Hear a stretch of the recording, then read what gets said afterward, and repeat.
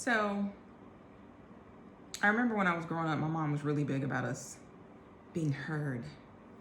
Share your voice. When I was little, I'd say probably around the age of 4, I used to sing in the choir. Now, I wasn't really supposed to sing in the big kids choir because I was kind of young, but people just looked forward to it on Sunday because they would be like, oh, she has such a big voice. Well, my mom inspired us to have voices, my sister and myself. And so I'm a big advocate of people being heard. Everyone should be heard. That doesn't always happen. And let's be honest, 2020 has been a year. It's been a year that has tested many, from healthcare all the way down to loss of life. And now more than ever, people want to be heard. They need to be heard. They need to know that someone's listening to them. And sometimes it doesn't feel that way. So whether people feel like they're living vicariously through another person or they're trying to find their voice so that they can be heard, it's important to be heard. And if you're anyone, unless you're stuck under a rock, for my people that are listening in the United States, in November's election, 2020, baby, we're coming up on election time. And that means people's voices need to be heard. We've had some debates. We've had the first debate with the president and the presidential hopeful candidate. And then we had the vice presidential debate. For those of you who are my regular listeners, whether it's on social media or it's, on my podcast, I typically don't discuss politics, and that's not because I don't have a firm belief in what I believe in, but because I'm so big on dialogue and people's voices being heard, there are certain things that I don't talk about in general because I want the dialogue to continue. And if you do too much dialogue about too many topics at one time, sometimes I believe you're stunting the voices of the people that actually could be adding to the conversation and creating more meaningful dialogue. So I mention politics now because it does need to be talked about, and in a way where people can actually take it in for what they see for face value. I don't think that's happening a lot of times. When you look at the news, it doesn't matter what news source, what media source, people are going to say what they want to say, and other people are going to hear only what they want to hear. During the debates, there was a lot of things said. I'm not going to go into all of it, but there was a lot of things said on both sides that you have to pay attention to. These people have a voice, and so do you. Now, this is kind of like a mashup because of, this is a mashup, just know that, because I'm making this part of my podcast and I made another part of a video, and then I'm combining them. So on this episode of the Silver Fox Journal podcast, we're going to be talking about how important it is to find your voice. Voice, choice, choose wisely. Are you ready? Let's go. Well, it's funny because I have my coffee drink. Let me take a sip, tell you. And I went to go pour it. And I picked it up and I was getting ready to put it in the mug that is branded. And I was like, no, let's not do that. The more I'm on social media, I realize you just gotta be real careful with the products that you use. But now I just got my boosted coffee. So I ran across a video last night and I had heard about it, but I intentionally did not watch the election. Not the election. I intentionally did not watch the debates. Now, I kind of got bullied. I got deboed into watching, not really directly watching the debate, but my sister was watching and she was just like, do you see this? It's ridiculous. She was like, that was a good point. She was doing those things. But when it came down to seeing it, I just couldn't do it. I'm a feeler, and the environment, the universe is just so bogged down with negative energy and nervous energy that I made a decision that I wanted to walk into whatever I saw on my terms. So if I decided I want to watch the whole thing, I would. If I wanted to see bits and pieces of it, because ultimately whatever decision I make, people show their character without being on a debate stage. That's just my opinion. That's just the way I believe. But so I ran across these videos, and the videos were talking about Kamala Harris and how fit she would be as vice president based on how she interacted with Vice President Pence while they were doing the vice presidential debate. And one of the biggest things that came up was her facial expressions and her body language. And I remember looking at that and I was like, so we're doing this now. And I just felt like this overwhelming need to say what was on my mind at that time and not edit it. And so the reason I'm making this portion, that's why I said it's kind of like a mashup. The reason why I'm making this portion is for the purpose of context. So basically what's going on is I am recording from watching a video and it starts. Expressions and the way she behaved were really off-putting. She could do little more than make these awkward smiles. Let's break this down to its barest root cause. You ready? Let's go. There are people in the world, but let's talk about the United States. There are people, men and women alike, regardless of race, that do not like to see women in positions of power and authority. They can't stand it. It frightens them. So when you think about it, when you see women in positions of power and authority, the first thing they do is they look at their clothes. Well, why would she wear those slacks? Well, are those heels?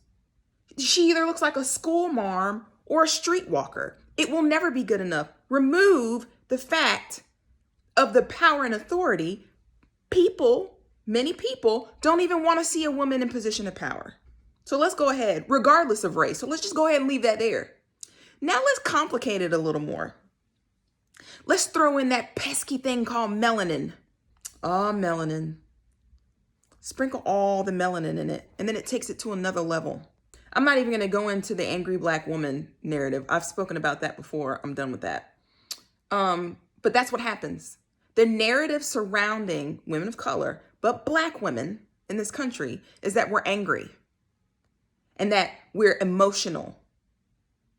Sound familiar? Because they say that about women in general, but we're angry. No, what it really is you don't want a woman anywhere near a position of power.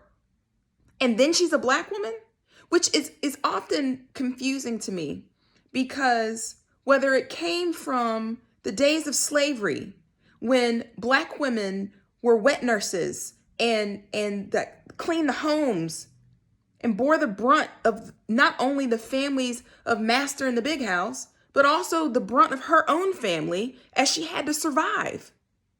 We have carried this country on our backs and in our bellies for hundreds of years. But that's not good enough. Okay. I don't think none of it would be good enough, ever. Number one, because a woman in the White House is a woman in the White House. It wouldn't matter if she was a Latina, if she was indigenous. It wouldn't matter. A white woman in the White House makes people nervous. Our ovaries, our reproductive organs make you that nervous?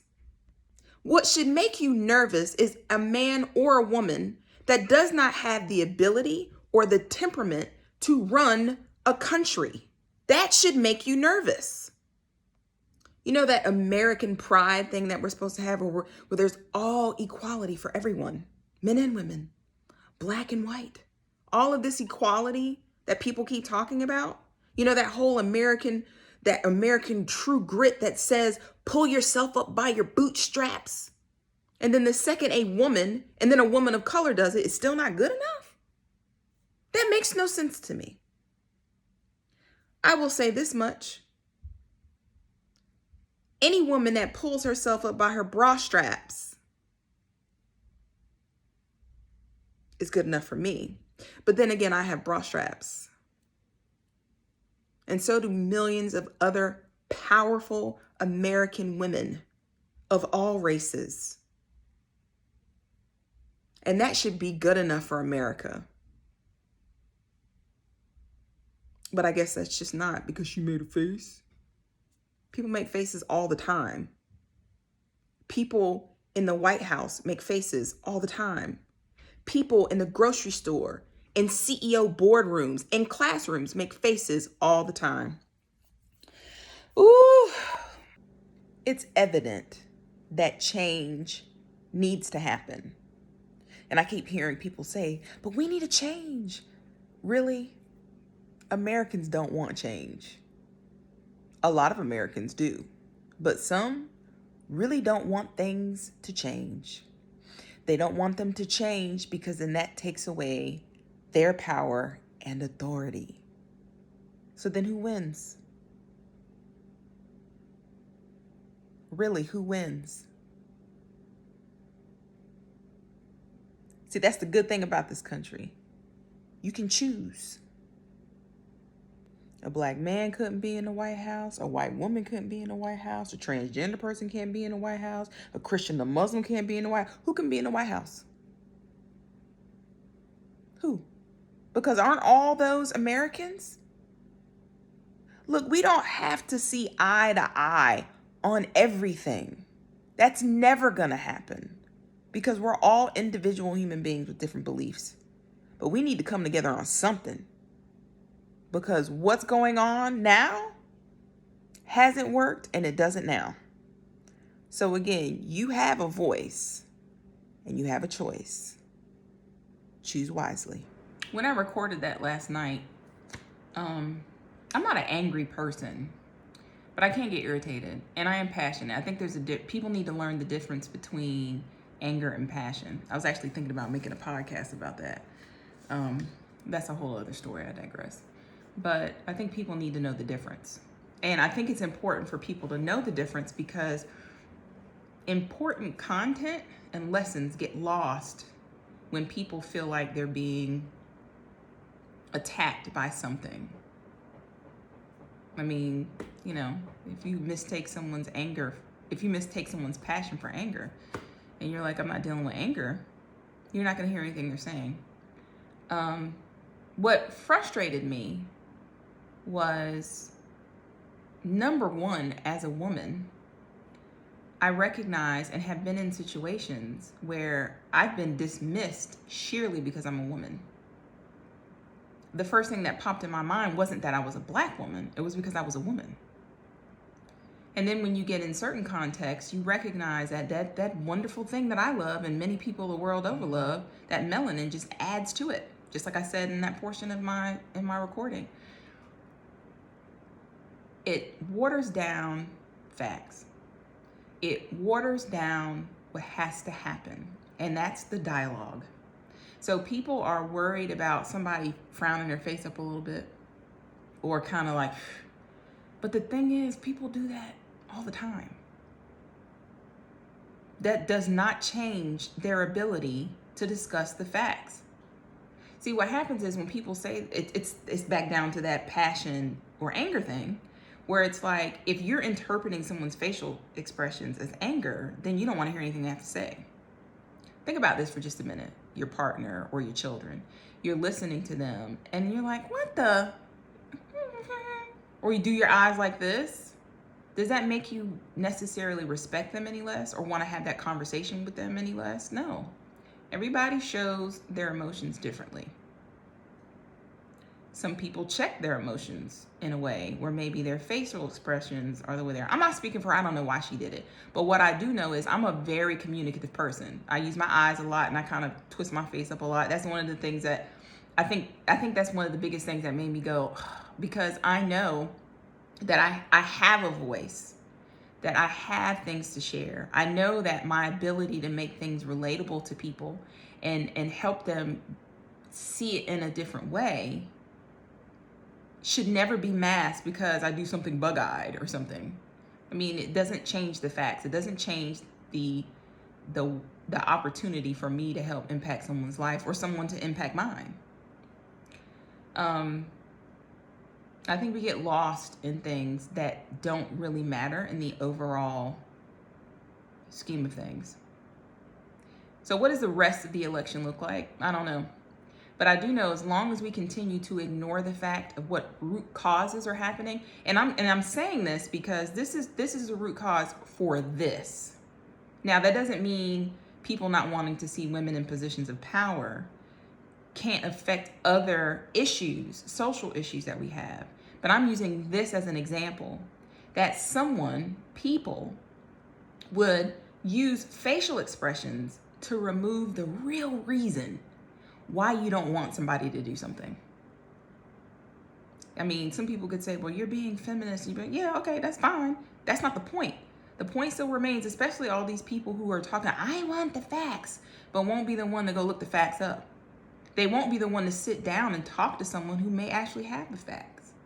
They won't actually take the time to look past facial expressions and look to what the real issues are. They didn't find their voice, or they're choosing not to. Let me be fair. They may be choosing not to use their voice. And therein lies the rub. So, whether you choose to vote or not, whatever side you choose to vote for, use your voice. Share some conversation with people. If you're up to it. I mean, I think, like I said, I have just not been able, the energy has just been so off for me. But I do share my voice when I can. And I encourage others to do the same. And even if sharing your voice isn't, standing at the polls and handing out flyers, or, going social distance. Can we talk about social distancing? Or going somewhere and having a conversation with someone. It can happen in your home. You can make a phone call.